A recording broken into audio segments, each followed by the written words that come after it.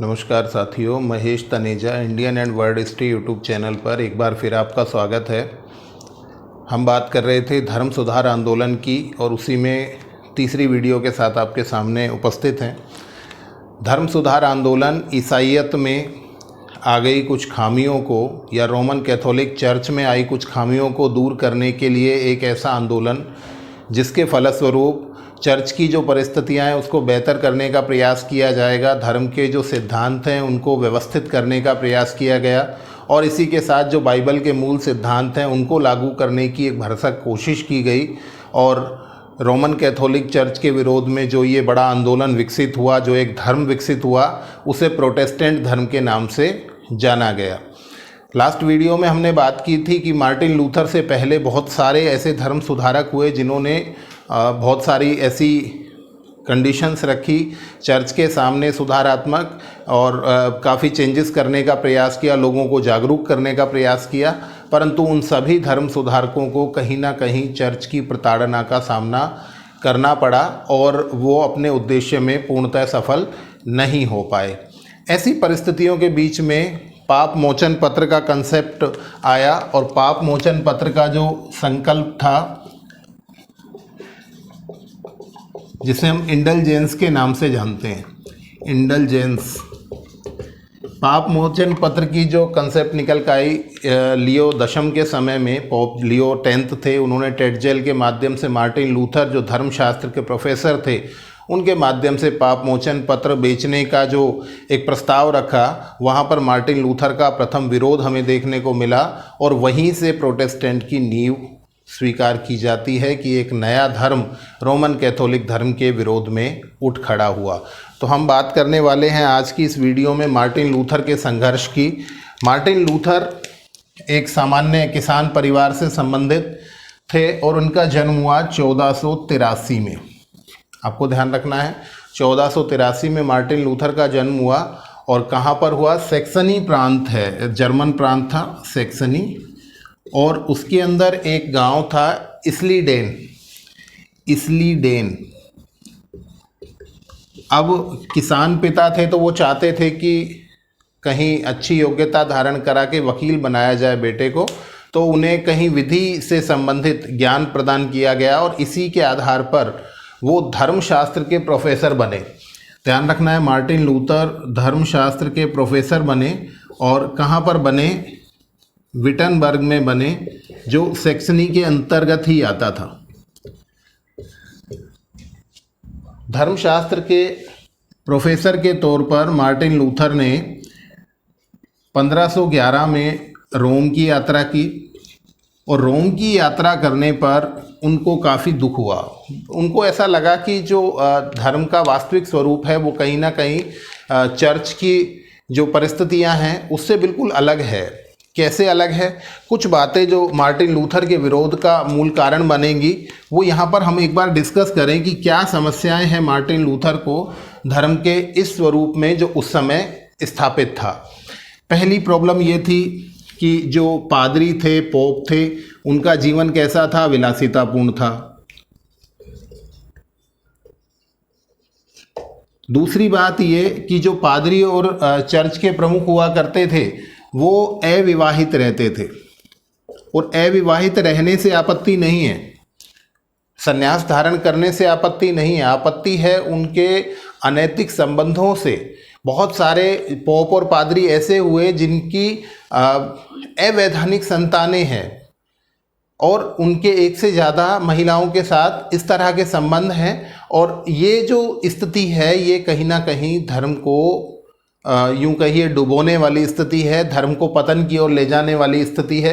तो विलासितापूर्ण जीवन है, अविवाहित पादरी और पोप रहा करते थे।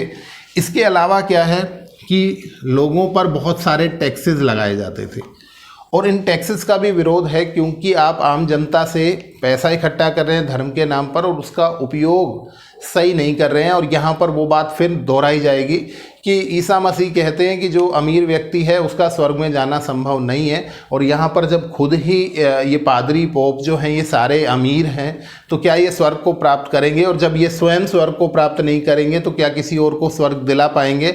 ये भी एक इशू था। चौथा जो बड़ा मुद्दा रहा है वो ये कि राजाओं पर इनका एक ज़रूरत से ज़्यादा नियंत्रण है और उसकी वजह से धर्म जो है वो कहीं ना कहीं राजनीति पर और विकास पर हावी हो गया है। आपको पता है यहाँ पर एक दो चीज़ें ऐसी हैं। एक नियम था एक्स कम्युनिकेशन। एक्स कम्युनिकेशन का मतलब क्या है कि कोई भी राजा यदि चर्च की परिस्थितियों का, चर्च के नियमों का उल्लंघन करता है, विरोध करता है, तो उसे उसके पद से हटाया जा सकता था। अब देखिए कितनी महत्वपूर्ण बात है। किसी भी राजा को जो उस रोमन एम्पायर के अंतर्गत है किसी स्टेट में, तो उसको उसके पद से हटाया जा सकता है, धर्म से भी अलग किया जा सकता है। एक्स कम्युनिकेशन जैसे रूल्स थे वहाँ पर। इसके अलावा एक और नियम था इंटरडिक्ट। इंटरडिक्ट का मतलब ये था कि यदि कोई राजा या कोई एक सामान्य व्यक्ति चर्च का विरोध करता हुआ आपको दिखाई देता है, तो धर्म को ये अधिकार है, अर्थात पोप को ये अधिकार है कि आप क्या कर सकते हैं, उसको सभी संस्कारों से रोक सकते हैं। जो ईसाईयत के 7 सुसंस्कार होते हैं, आपको ध्यान रखना है ईसाईयत में कितने संस्कार हैं। अपने यहाँ पर 16 संस्कारों की बात की जाती है, हिंदू धर्म की बात कर रहा हूँ मैं। तो यहाँ पर इंटरडिक्ट के अंतर्गत जो 7 संस्कार हैं ईसाई धर्म के, उन 7 पर रोक लगा दी जाएगी। अर्थात किसी भी व्यक्ति को उन संस्कारों से गुजरने का मौका नहीं मिलेगा और उन्हें ईसाईयत प्राप्त करने का मौका नहीं मिलेगा।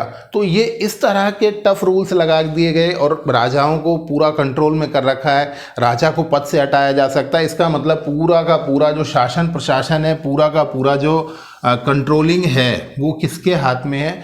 वो इन पोप और पादरियों के हाथ में है। तो इनके खिलाफ किसी तरह के रूल्स भी नहीं बनाए जा सकते। ये टैक्सेस ले रहे हैं, अनलिमिटेड टैक्सेस ले रहे हैं, बहुत बड़े लैंड्स हैं इनके पास, ज़मीनें हैं और बड़ी सुविधाएं हैं। तो ये सारी चीज़ों का विरोध कहीं ना कहीं देखने को मिलेगा। और सबसे इम्पोर्टेंट बात जो लास्ट में मैं करूँ यहाँ पर, वो ये कि जो बाइबल की मूल अवधारणाएँ हैं ना, वो मिस हो गई है। बाइबल की जो मूल अवधारणाएं हैं वो कहीं ना कहीं बिल्कुल मेल्ट हो गई हैं, समाप्त हो गई हैं और ये अपनी मर्जी से धर्म की व्याख्याएं कर रहे हैं। तो ये सारी चीज़ों का विरोध करते हुए हमको मार्टिन लूथर दिखाई देंगे और उनका विरोध प्रदर्शन उस टेट जेल के द्वारा उस प्रपोजल के विरोध में स्टार्ट हुआ, जहाँ पर वो इंडल्जेंस बेचने की बात करते हैं और मार्टिन लूथर से कहते हैं कि आप जाइए और इन पाप मोचन पत्रों को अपने स्टूडेंट्स के माध्यम से डिस्ट्रीब्यूट कराइए, बंटवाइए, और जिससे ज़्यादा से ज़्यादा पैसा इकट्ठा होगा और सेंट पीटर्सबर्ग में एक भव्य गिरजाघर का निर्माण कराया जाएगा। तो यहाँ पर मार्टिन लूथर इस बात से भड़क गए और भड़क गए तो उन्होंने क्या किया, उन्होंने 1517 में, आपको ध्यान रखना है कब की बात है, 1517 31 अक्टूबर 1517 में विटनबर्ग, जहाँ पर ये थे, वहाँ विटनबर्ग के चर्च पर जाकर 95 थीसिस की एक लिस्ट लगा दी। मतलब 95 सिद्धांतों की एक लिस्ट लगा दी और ये सिद्धांत लैटिन भाषा में लिखे गए थे और इन सिद्धांतों के अंदर उन सारी चीज़ों का विरोध था जो मार्टिन लूथर कैथोलिक के खिलाफ सोचते हुए प्रकट करना चाहते थे। उन्होंने सारी लिस्ट लगा दी और उनका कोई ऐसा नहीं था कि बहुत बड़ा कोई ब्लंडर करेंगे, ऐसा करेंगे कि आंदोलन करेंगे, कोई मूवमेंट की तरफ जाएंगे, ऐसी थॉट से स्टार्ट नहीं किया था। परंतु लोगों को पहली बार इतना कॉन्फिडेंट आदमी मिला जो 95 थीसिस को लिख के जागरूक कर रहा है। और कहीं ना कहीं अब वहाँ जो क्षेत्रीय राजा हैं उनकी स्थिति खराब हो जाती है। रोमन साम्राज्य जो 1453 में बहुत बड़े पतन के दौर से गुजरा था, तो उसके जो बचे कुचे शासक हैं उनकी स्थिति यहाँ से खराब हो सकती है। खराब इसलिए हो सकती है कि उन पर साया है पोप का, पोप की स्थिति बिगड़ेगी तो उनकी स्थिति बिगड़ेगी और इस तरह से बहुत मुश्किल हो जाएगा उनके लिए सरवाइव करना। तो इनके जैसे ही 95 थीसिस आए तो इससे एक बड़ी हलचल जर्मन प्रांतों के अंदर देखने को मिल गई। आपको बता दें इसका जो लेटर ऑन प्रभाव पड़ेगा वो ये पड़ेगा कि जब इनका प्रचार प्रसार बहुत ज़्यादा हो जाएगा तो जर्मन जो प्रांत है, जर्मनी जो है वो 2 भागों में रिलीजियस तौर पर बढ़ जाएगा। और जो नॉर्दर्न साइड है, जो उत्तरी भाग है, यहाँ पर लूथरवादी या यूं कहिए कि प्रोटेस्टेंट का प्रभाव आपको देखने को मिलेगा और जो साउदर्न है वहाँ पर कैथोलिक का। तो यहाँ पर एक आरंभिक विभाजन सा आपको जर्मन प्रदेश का देखने को मिलेगा। और मैंने आपको पहले ही कहा था कि जर्मनी अभी तक एक देश नहीं है, उसके प्रांत हैं, 300 के आसपास टुकड़ों में बटा हुआ छोटे छोटे प्रांत हैं, वहाँ प्रांतीय राजा हैं। तो इस तरह से 1517 में ये पहला स्टार्ट इन्होंने कर दिया।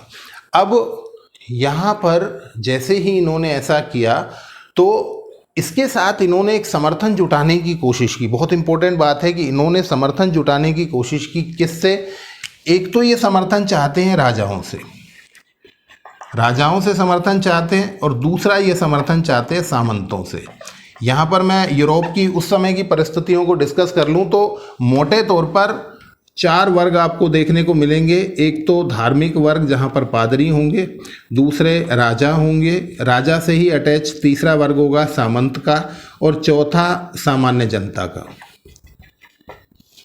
ये 4 वर्ग यहाँ देखने को मिलते हैं। अब अगर आपको पादरी पोप का विरोध करना है तो आप समर्थन कहाँ से जुटाने की कोशिश करेंगे? राजाओं और सामंतों के माध्यम से। इसके लिए क्या करेंगे? तो इसके लिए 1520 में, मैं अगले स्टेप पर जा रहा हूँ, 1520 में मार्टिन लूथर ने एक ऐसी घोषणा, एक पत्र निकाला, और उस पत्र के माध्यम से उन्होंने कहा कि राजाओं को चाहिए कि वो चर्च की संपत्ति को जब्त कर ले, चर्च की संपत्ति को जब्त कर ले। ठीक है, क्योंकि राजा ही प्रमुख है, पोप और पादरियों का वर्चस्व जो है वो नहीं होना चाहिए।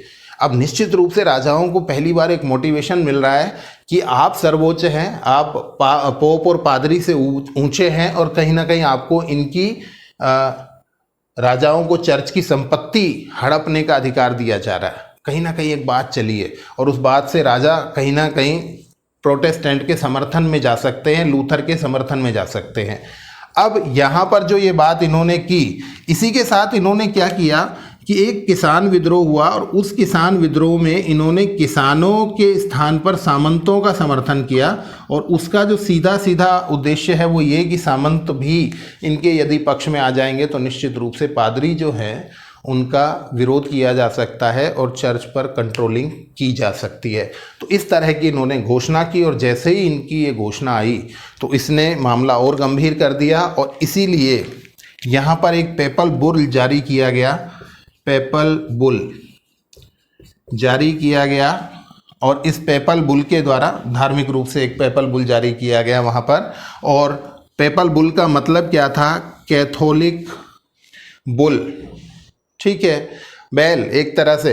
वो क्या है कि भाई 60 दिनों के अंदर आप, मार्टिन लूथर से कहा गया 60 दिन के अंदर आप अपने विचारों को वापस ले लें, क्षमा याचना कर लें, और यदि आप ऐसा नहीं करेंगे तो आपको धर्म से बहिष्कृत कर दिया जाएगा, आपको धर्म से बहिष्कृत कर दिया जाएगा। इसे क्या कहा गया?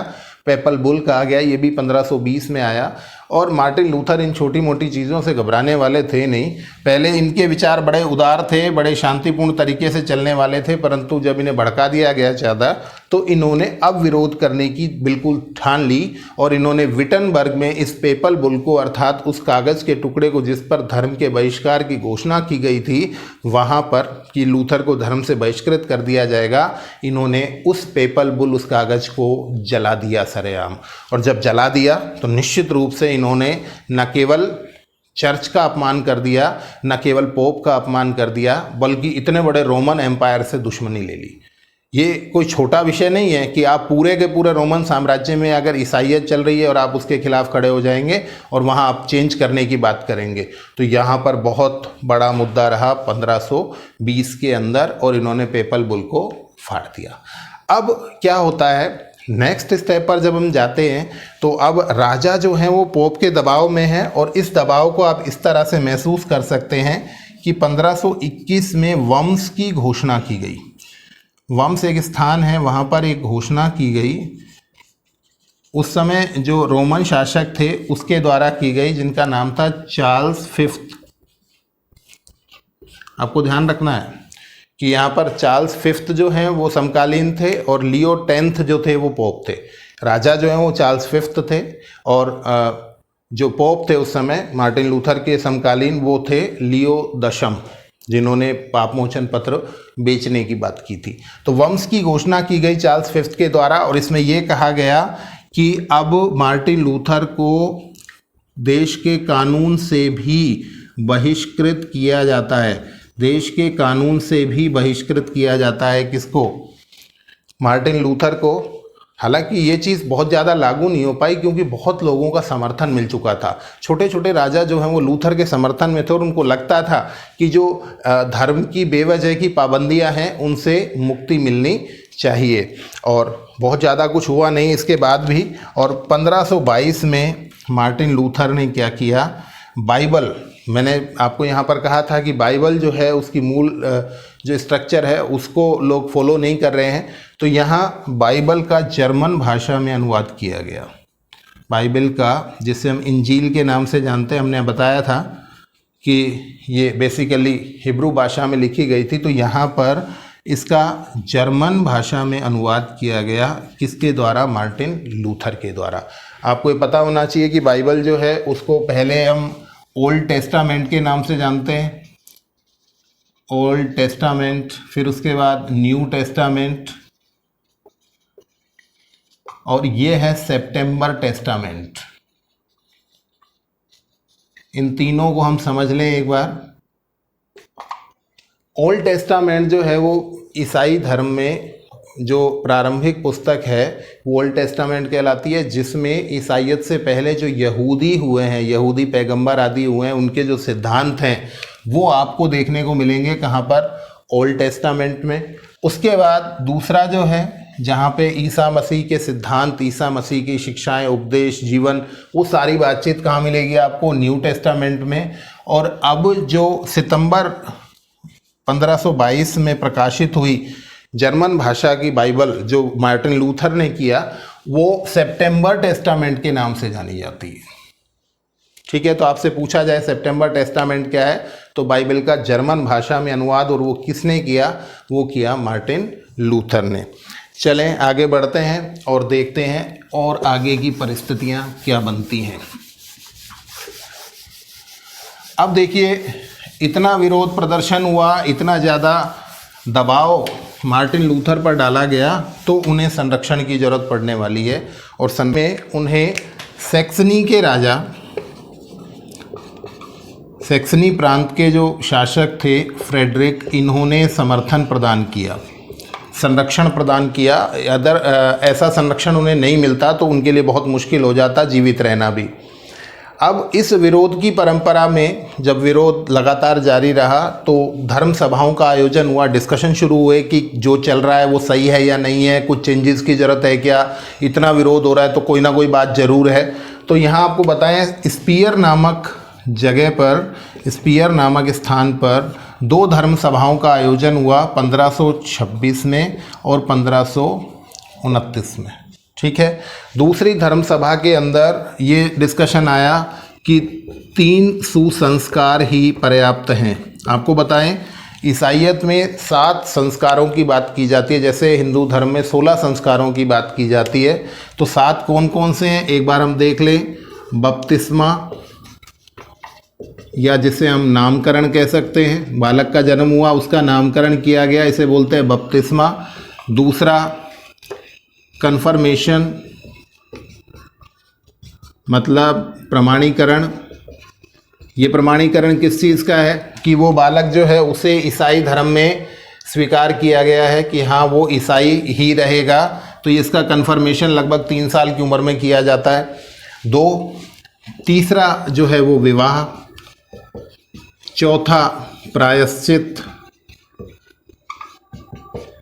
5वां पवित्र यूखारिस्ट, पवित्र यूखारिस्ट।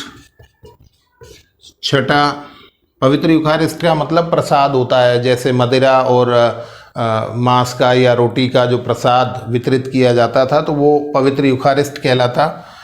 6ठा अतिशय अभिषेक। अतिशय अभिषेक का मतलब क्या है कि जो मरणासन स्थिति होती थी तो उसके अंदर जो अंतिम स्नान कराया जाता था मनुष्य को, वो अतिशय अभिषेक कहलाता था। और लास्ट ऑर्डिनेशन। ऑर्डिनेशन का मतलब ये पादरियों से संबंधित था। यदि कोई व्यक्ति पादरी बनना चाह रहा है तो वो उस कसौटी को पार करते हुए जब जाएगा तो ऑर्डिनेशन अंतिम संस्कार के तौर पर था। तो यहाँ पर इन 7 संस्कारों में क्या होता था, जब इतने संस्कार होंगे तो हर बार धर्म के नाम पर चर्च को बहुत सारी संपत्ति डोनेशन देनी पड़ती थी। इस तरह के कुछ रूल्स थे और उन रूल्स की वजह से विरोध हुआ। और विरोध ये कि भाई इतने सारे संस्कारों की ज़रूरत नहीं है, केवल 3 ही पर्याप्त हैं। तो 3 कौन कौन से पर्याप्त हैं? तो एक तो बपतिस्मा पर्याप्त है, भाई नामकरण होना जरूरी है, ये संस्कार अति आवश्यक है। दूसरा प्रायश्चित, कि अगर आप कोई गलती कर रहे हैं और उसको आप कन्फेस कर लेते हैं, स्वीकार कर लेते हैं और प्रायश्चित कर लेते हैं तो आपको पापों से मुक्ति मिल सकती है। और तीसरा पवित्र यूखारिस्ट। इन 3 संस्कारों को ही मान्यता प्रदान कर दी गई।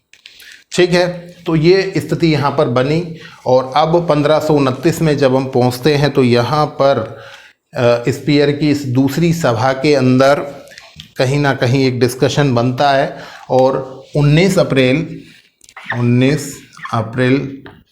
1529 को पहली बार वो वर्ड बोला जाता है जिसे हम प्रोटेस्टेंट के नाम से जानते हैं। प्रोटेस्टेंट का मतलब होता है विरोध। कहा गया जो ये प्रोटेस्टेंट कर रहे हैं ये ऐसा ये वैसा, मतलब जब डिस्कशन किया गया तो उनको जो लूथरवादी थे, जो लूथर के समर्थक थे, उनको प्रोटेस्टेंट कहा गया।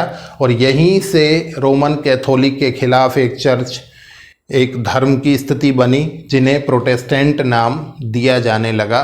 तो आपको ध्यान रखना है कि इस नाम की मान्यता या इसको एक नामकरण के तौर पर देखें तो 19 अप्रैल 1529 वो पहला दिन है जहां पर प्रोटेस्टेंट के रूप में इन लोगों को कहा गया, बुलाया गया और यहीं से ये नाम परमानेंट हो गया। और जो लूथर के द्वारा एक नया धर्म विकसित किया उसे प्रोटेस्टेंट के नाम से जाना जाता। ठीक है, अब इंटरेस्टिंग ये था कि जब ये विरोध की इतनी बातें चल रही थी तो कुछ पादरी भी समर्थन में आ गए थे। कुछ पादरी भी लूथर के समर्थन में। आप देखिए, लूथर को कुछ राजाओं का समर्थन प्राप्त है, प्लस कुछ सामंतों का समर्थन प्राप्त है, कुछ सामान्य जनता का समर्थन प्राप्त है और यहाँ पर अब कुछ पादरियों का भी समर्थन प्राप्त है। तो कुल मिलाकर आप कह सकते हैं कि एक बड़ी लॉबी को यहाँ पर लूथर ने अपने कब्जे में कर लिया और लोगों को इस चीज़ के लिए तैयार कर लिया कि वो एक नए धर्म की परिस्थितियों के लिए अब बिल्कुल तैयार रहे। यहीं पर मैं आपको डिस्कशन में बताऊं कि 1530 में जो लूथर के एक मित्र थे मेलांकथन,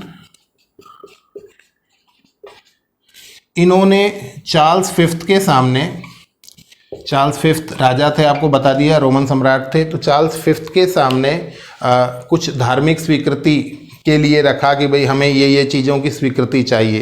कौन रख रहा है? लूथर नहीं रख रहे हैं, लूथर के मित्र रख रहे हैं मेलांकथन। और उन्होंने रखा ऑक्सबर्ग नाम की जगह पर कि आप जो है ये सारी चीज़ें हमारी मान लीजिए, तो हम क्या करेंगे, हम आपके एक रोमन कैथोलिक में ही शामिल रहेंगे, अलग होने की बात हम नहीं कर रहे हैं और हम आपके ही धर्म को, इसी धर्म को जो बेसिक ईसाइयत है उसी के लिए हम समर्पित हैं। परंतु ऑक्सबर्ग के इस मेलांकथन का जो उन्होंने एक यूँ कहिए मांग पत्र जो दिया था उसे स्वीकार नहीं किया गया। हालांकि स्वीकार नहीं किया गया, फिर भी इसे ऑक्सबर्ग की स्वीकृति के नाम से जाना जाता है। ऑक्सबर्ग की स्वीकृति, आपसे पूछा जाएगा ये प्रस्ताव किसने प्रस्तुत किया था? ये मेलांकथन ने किया। कब किया? 1530 में। किसके सामने? चार्ल्स फिफ्थ के सामने। तो इसको ऑक्सबर्ग की स्वीकृति के नाम से भी जाना जाता है। तो ये भी आपको यहाँ पर ध्यान रखना है। अब इसके बाद हम बात करते हैं एक उस स्थिति की जहाँ पर हमें लूथर की किताबों के बारे में जानकारी होनी चाहिए। और देखिए, सारी की सारी किताबें जो हैं वो किसी ना किसी उद्देश्य से संबंधित हैं। एक तो हमने आपको बताया वेरी फर्स्ट कि इन्होंने बाइबल का जर्मन भाषा में अनुवाद किया और जिसे हम किस नाम से जानते हैं? सेप्टेम्बर टेस्टामेंट के नाम से जानते हैं। ठीक है। दूसरा इनका on monastic vows, on monastic vows, monastic vows. On monastic vows में इन्होंने सन्यासी जीवन का विरोध किया है। ये क्वेश्चन पूछा जा चुका है, ध्यान रखना है आपको। संन्यास्त जीवन या सन्यासी जीवन का इन्होंने क्या किया है, विरोध किया है। जैसा मैंने पहले ही बता दिया था कि जो पादरी हुआ करते थे वो अविवाहित होते थे, सन्यासी होते थे, और उनके ऐसा होने से ही व्यभिचार बढ़ रहा है। अगर वो विवाहित होंगे तो वो एक ही परिवार में एक महिला के प्रति समर्पित हो जाएंगे, वो ज़्यादा अच्छा है बजाय इसके कि वो एक से ज़्यादा महिलाओं से गलत तरीके से संबद्ध हो जाएं। तो ये सन्यासी जीवन का विरोध कौन सी किताब में आपको किस लेख में देखने को मिलता है? ऑन मोनास्टिक वॉज के नाम से इसे जाना जाता है। तीसरा जो है ऑन टेम्पोरल नाम से एक ऑन टेम्पोरल अथॉरिटी नाम से इन्होंने एक किताब लिखी और इसका मतलब था राजनीतिक प्रभुत्व। अब देखिए इसको भी मैं अगर कहूँ कि ये उद्देश्यपूर्ण है तो उद्देश्यपूर्ण इस तरह से है कि इसमें ये बताने की कोशिश कर रहे हैं कि जो राजनीतिक प्रभुत्व है वो पादरियों के हाथ में ना होकर राजाओं के हाथ में होना चाहिए। पादरियों के हाथ में ना होकर राजाओं के हाथ में होना चाहिए। तो ये राजाओं को जगाने वाली किताब है जिसके अंदर वो कहना चाहते हैं कि राजनीतिक अधिकार राजाओं को मिलना चाहिए, पोप का अनियंत्रित प्रभुत्व जो है वो कहीं ना कहीं समाप्त होना चाहिए। इसके बाद an address to the nobility of German states.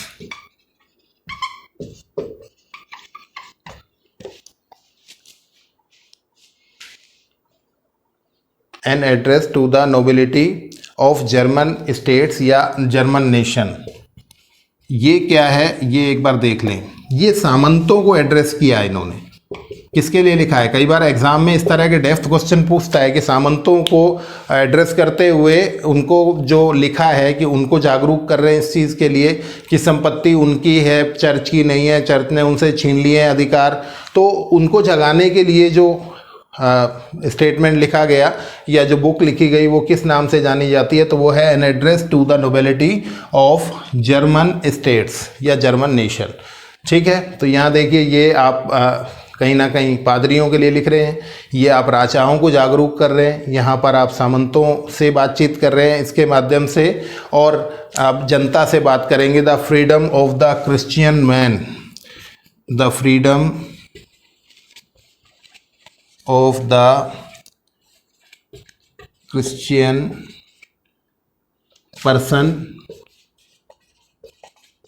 जो क्रिश्चियन पर्सन है उनकी फ्रीडम, उनकी स्वतंत्रता, उनको कितनी स्वतंत्रता मिलनी चाहिए, उन पर टैक्सेस नहीं लगने चाहिए, ये सारा डिस्कशन है। अब ये किसको संबोधित कर रहे हैं? तो ये आम जनता को संबोधित कर रहे हैं। तो ये क्रिश्चियन मैन भी मिलता है पर्सन की जगह, तो ये भी आप ध्यान रखें। तो आप ये देखिए ये यहाँ पर बात कर रहे हैं किससे? ये पादरियों को समझाने की कोशिश कर रहे हैं कि सन्यासी जीवन ही ठीक नहीं है, आप विवाहित होइए। यहाँ पर राजाओं को, यहाँ पर सामंतों को, यहाँ पर आम जनता को आप संबोधित कर रहे हैं। और लास्ट जो एक इनकी इम्पोर्टेंट किताब है ये है the Babylonian captivity of the church, the Babylonian captivity of the church. ये भी बहुत फेमस है कि चर्च का जो बेबीलोनियन कैप्टिविटी है, प्रभुत्व है, उसके बारे में इन्होंने बात की है कि किस तरह से चर्च ने पूरा प्रभुत्व स्थापित किया हुआ है और सब लोग उस संरक्षण के अंदर, मतलब चर्च ने इतना ज़्यादा कंट्रोल किया हुआ है कि सारे के सारे वर्ग उनसे परेशान हैं परंतु उनका विरोध नहीं कर पा रहे हैं। तो ये सभी पुस्तकें जो हैं ये मार्टिन लूथर की हैं और आपको याद रखना है और इसका संदर्भ भी याद रखना है कि कौन सी किस चीज़ से संबंधित है। ठीक है, अब देखिए मार्टिन लूथर के ये प्रयास जारी रहे, कार्यक्रम चलता रहा, विरोध होता रहा, जन समर्थन इकट्ठा करते रहे। मेलांकथन के बारे में आपको बता दें, ये मार्टिन लूथर के बाद, मार्टिन लूथर की जब डेथ हो जानी है उसके बाद ये उनके अनुयायी हैं, या यूँ कहिए कि उस प्रोटेस्टेंट के ये प्रभुत्व जो है वो किसके हाथ में आएगा? मेलांकथन के हाथ में आ जाएगा। अब ये सारा विरोध प्रदर्शन चलता रहा और सारी चीज़ें इस तरह से मैनेज होती रही।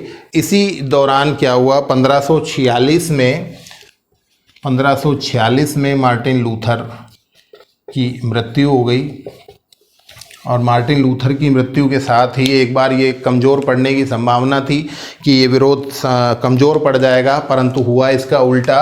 1546 से लेकर, ये क्वेश्चन है, 1546 से 1555 का जो दौर है ये रोमन एम्पायर के अंदर, जर्मन राज्यों के अंदर मूलतः धर्म युद्ध की स्थिति बन गई। धर्म युद्ध या इसे आप गृह युद्ध कह सकते हैं, गृह युद्ध की स्थिति बन गई और बहुत ज़्यादा संघर्ष चलता रहा और इस संघर्ष के अंत में समर्पण करना पड़ा चार्ल्स फिफ्थ को। आपको बताया था चार्ल्स फिफ्थ जो थे वो उस समय शासक थे, इनको समर्पण करना पड़ा और इन्होंने क्या किया, अपने भाई फर्डिनेंड के माध्यम से, नाम याद रखना है आपको, फर्डिनेंड, जिन्होंने संरक्षण प्रदान किया था मार्टिन लूथर को वो तो थे फ्रेडरिक, ये हैं फर्डिनेंड, ये डिफरेंस आप कर लेना। तो फर्डिनेंड को नियुक्त किया, अपने भाई फर्डिनेंड को नियुक्त किया कि आप जाइए और जो प्रोटेस्टेंट वाले हैं उनसे बात कीजिए, और बात करने पर एक समझौता हुआ जिसे ऑक्सबर्ग के समझौते के नाम से जाना जाता है। ऑक्सबर्ग का समझौता, ऑक्सबर्ग का समझौता कब हुआ, 1555 में। अब ध्यान रखना है, ऑक्सबर्ग की स्वीकृति 1530, ऑक्सबर्ग का समझौता 1555, और यहाँ पर नेतृत्व करते हुए आपको कौन दिखाई देंगे, मेलांकथन दिखाई देंगे, और इधर से सामने से कौन है, फर्डिनेंड है। इन दोनों के बीच में समझौता हो जाएगा और इस समझौते के द्वारा वेरी फर्स्ट टाइम प्रोटेस्टेंट को मान्यता दे दी गई, प्रोटेस्टेंट को भी एक धर्म के रूप में स्वीकार कर लिया गया। ठीक है, अब एक धर्म के रूप में प्रोटेस्टेंट विकसित हो गया, तो आगे की रणनीति क्या होने वाली है? आगे की रणनीति ये होने वाली है कि ये तो अपना प्रभुत्व बढ़ाएंगे, निश्चित सी बात है, एक धर्म है तो प्रचार होगा, सारी बातें, और देशों पर प्रभाव पड़ेगा इस बात का। और आप देखेंगे कि वहाँ स्विट्ज़रलैंड में भी, स्कॉटलैंड में, स्विट्ज़रलैंड में, अमेरिका में, इंग्लैंड में एक अलग स्वरूप में, ये सब जगह पर आपको प्रोटेस्टेंट दिखाई देगा। पर क्या रोमन कैथोलिक वाले खुद में चेंज नहीं करेंगे? वो अपने आप में चेंज करेंगे, वो अपनी उन परंपराओं को समाप्त करने की कोशिश करेंगे जो कहीं ना कहीं फॉल्ट पर गई, जिनकी वजह से प्रोटेस्टेंट अस्तित्व में आया, और उन्होंने अपने अंदर जो सुधार किए उसे प्रति धर्म सुधार आंदोलन के नाम से हम लोग जानेंगे। यहाँ पर एक क्वेश्चन जिस पर हम थोड़ा सा डिस्कशन कर सकते हैं वो ये कि क्या मार्टिन लूथर जो हैं, क्या मार्टिन लूथर एक ऐसा व्यक्ति है जो पूंजीवाद का समर्थक है? आलोचना की जाती है कि मार्टिन लूथर पूंजीवाद का समर्थक है। पूंजीवाद का मतलब क्या होता है कि वो आम जनता का समर्थक नहीं है, उच्च वर्ग का समर्थन है। वो चाहता है कि जितना आप इन्वेस्टमेंट करो, लाभ कमाओ, किसी को कोई दिक्कत नहीं है, समानता स्थापित हो या नहीं हो, जितना शोषण आप कर सकते हैं करें। यहाँ पर एक बात चल रही है कि पूंजीवाद का समर्थन किया गया। कैसे किया गया इसको आप देखें एक तरह से, कि इन्होंने राजाओं का समर्थन जुटाने की कोशिश की, राजाओं को समर्थन दे रहे हैं, राजाओं का समर्थन प्राप्त कर रहे हैं। जब आप राजा के पक्ष में हैं तो इसका मतलब प्रजा के पक्ष में नहीं है। और दूसरी बात, जब इन्होंने सामंतों का समर्थन किया था एक किसान विद्रोह के समय में, तो उन्होंने ये कहा है कि किसानों को पागल कुत्ते की तरह मार दीजिए आप, अगर वो इतना विरोध कर रहे हैं तो आप ये समझिए कि किसानों के पक्ष में मार्टिन लूथर का स्टेटमेंट नहीं है, वो सामंतों के पक्ष में है। और इस वजह से कई बार डिस्कशन में किया जाता है कि पूंजीवाद के समर्थक रहे मार्टिन लूथर। पर जो भी रहे, एक प्रोटेस्टेंट धर्म को विकसित करके इन्होंने ईसाईयत को फिर से जिंदा कर दिया, और ईसाई धर्म में जो भी सुधारों की अपेक्षाएं थी वो धीरे धीरे फिर से विकसित हो गई, और ईसाई धर्म आज भी विश्व के सबसे बड़े धर्मों में से एक हमें दिखाई देता है।